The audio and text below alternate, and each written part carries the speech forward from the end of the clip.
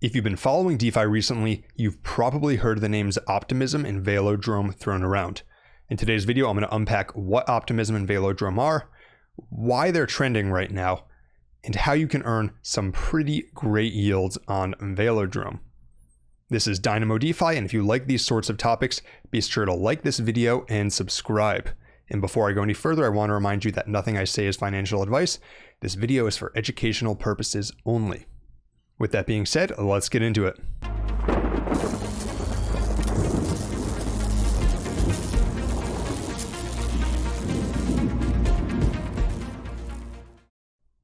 First, let's talk about Optimism. Optimism is a layer 2 rollup, and in fact, it is the largest layer 2 rollup right now. It's designed to scale Ethereum with secure and fast transactions. Optimism has been getting a lot of attention recently because they launched their OP token a few months ago.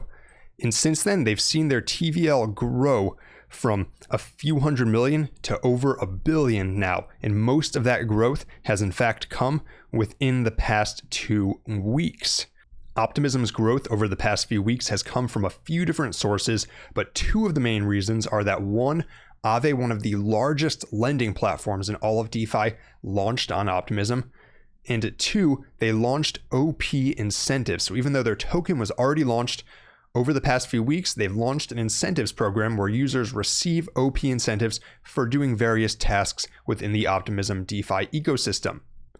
And like I talked about a second ago, this has caused their TVL to just absolutely blow up. And so as Optimism has taken off, Velodrome has taken off with it. And that's because Velodrome is by many measurements the largest DEX on Optimism.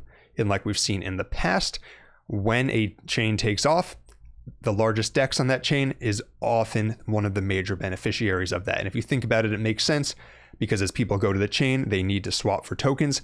And furthermore, as they go to the chain, they often want to find opportunities to earn yield through liquidity. And a DEX is how you would do that. So let's look at a few of the numbers. If you look at TVL, you can see that Velodrome has grown from around $14 or $15 million of TVL locked in July to now over 100 million. So basically a 10x, and they had a setback with some operational funds lost, but it hasn't caused a major drop in TVL. User funds were safe. And then if we look at the volume on DEXs on Optimism, then you can see that on many days, not every day, but many days, Velodrome has actually been higher than Uniswap recently, and that is very impressive. Uniswap is, of course, the largest DEX in all of crypto. And so that's a bit about Velodrome's growth, but there's some other unique features that make Velodrome somewhat interesting. Velodrome is a fork of a protocol known as Solidly. You may remember Solidly from its launch earlier this year on the Phantom chain. It was developed by famous developer Andre Cronje, who pioneered a lot of DeFi projects like Yearn Finance. And basically, it was probably one of the most hyped events, at least in crypto, from this year so far. And this was a novel DEX that basically it had a tokenomics innovation that aligned incentives for governance token holders with revenue for the protocol. So the way that it works is token holders can lock their tokens as time-weighted NFTs. In an exchange, they get to control which liquidity pools receive token emissions, and they also receive the fees from those pools.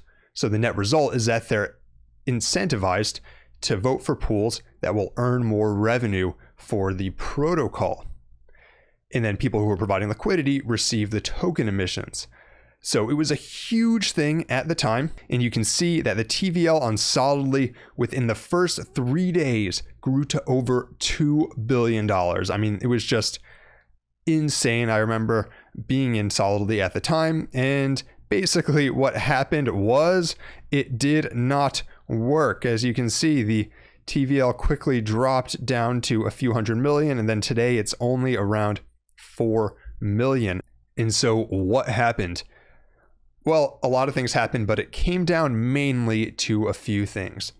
The first of these was that shortly after the protocol launched, Andre Cronje, who was the lead developer, announced that he was exiting the DeFi space for the most part, and exiting solidly, so no longer had an active team to manage it. Second of all, certain token holders were able to exploit the protocol by directing token emissions to themselves. So in some cases, they actually made liquidity pools where they were the only token holders for that pool, and then directed all the emissions to that pool, so that way they would receive all the emissions. However, one interesting thing that came out of Solidly season was a team called veDAO. veDAO was basically a protocol that was first created to attract liquidity to receive one of the initial Solidly governance NFTs, and then basically turned into a protocol to support and build within the Solidly ecosystem. So with Solidly collapsing, obviously that would not be possible. However, what was possible was the team behind veDAO took their learnings from Solidly failures, and they applied that to starting Velodrome to try to correct some of the weak points that existed within Solidly. And how did they do that? Well, first of all, they have a dedicated team. So they have a dedicated team to improve the protocol, improve the UI, make sure that it continues to work and continues to advance in the future. Second of all, they have a whitelisted list of pools. There's a governance process for whitelisting pools so that governance token holders cannot create these sort of strange pools that only they hold tokens in and direct emissions to themselves.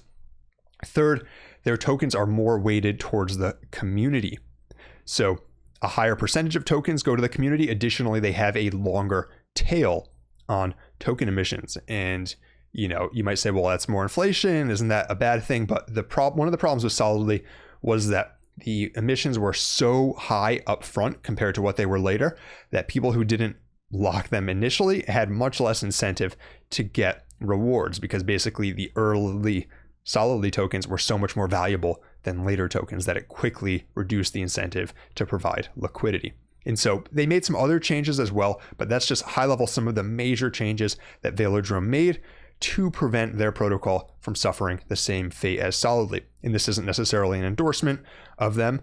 We'll see whether it works, but that was the intention so far. And I will say that even lasting a few months is longer than Solidly lasted. Now let's jump into Velodrome itself and look at some opportunities for actually earning some pretty nice yields on this protocol. First thing we'll do is hop over to the pools section, and there's really a few ways you can look at this, but most people look at it either sorting by the largest pools or sorting by APR. And this is where you want to find the pool that you'll be comfortable providing liquidity on. And it's important that you are comfortable holding both tokens over here that are in the pool. So if you look at the largest pools, then a few of them are stable coins like USDC, SUSD, which is earning 6.43% APR right now. We have wrapped ETH and SETH, so basically single-sided yield on ETH, and that's 7.41%. And then moving down, we have some other pools, and you can see why this is decently attractive to people. For example, you have wrapped ETH and USDC earning over 19%. You have OP, so the Optimism token in USDC earning 54%. And then if we sort by APR, then you can see even more. We have, for example, OP and L2 DAO. That's a small project that has to do with layer 2s earning over 350%. And then we have the Velo token, so the pool 2 for the platform, earning very high rates of over 130%. And so once you've found the pool that you want to use, basically you go to swap and make sure you have 50-50 of the two tokens you want to deposit in the pool. Some protocols you can deposit single-sided, but with Velodrome, you got to have equal amounts of the two tokens that you are depositing. So easiest place to swap for them is probably over here, or you can go to Uniswap. Then you'll go back to the pool section, to the pool you want to deposit in. Let's say we're doing this USDC SUSD pool. We will click on manage. And then if you had swapped for the tokens, you would have your balance here. So you would select the tokens, and then you would press deposit and stake.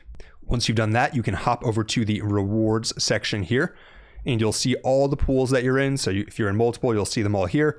And then down here on the right, you will see the tokens earned. And to claim your tokens, get them in your wallet, you'll just click the claim all button. And all of your rewards for Velodrome will be in the form of Velo tokens. So sounds pretty cool, right? But there are some risks that you need to know about if you're going to invest in Velodrome or really anything on Optimism. First is that this is a relatively new protocol. So even with an experienced team, new protocols are always riskier than ones that have been more battle tested, just because sometimes mistakes happen in coding. Second is that the Optimism and Velodrome tokens have both already increased in price significantly. So Velodrome has had a bit of a retrace, but you can see that compared to where it was a few months ago, for example, it's still up a number of multiples. So there's people who bought back here. I covered it on the channel, for example. It was somewhere over here. It was much lower. And so people are already up. So you got to be careful if you're thinking about investing in this.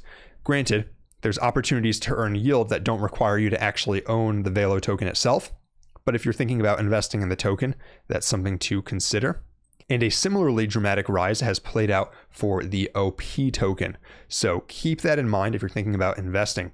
Another thing to keep in mind is that a lot of the TVL for Velodrome and Optimism bridged over to the chain because of incentives.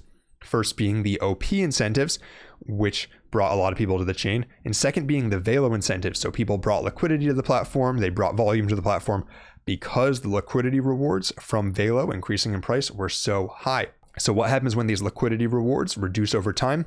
And what happens if the prices of these tokens go down and the rewards are no longer worth as much? All in all, even taking the risks into account, I think that this new L2 farming narrative is a very interesting narrative to monitor in crypto, and definitely one that I'll continue to cover on this channel.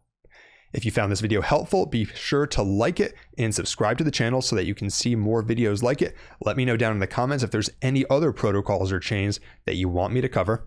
And until next time, this is Dynamo DeFi.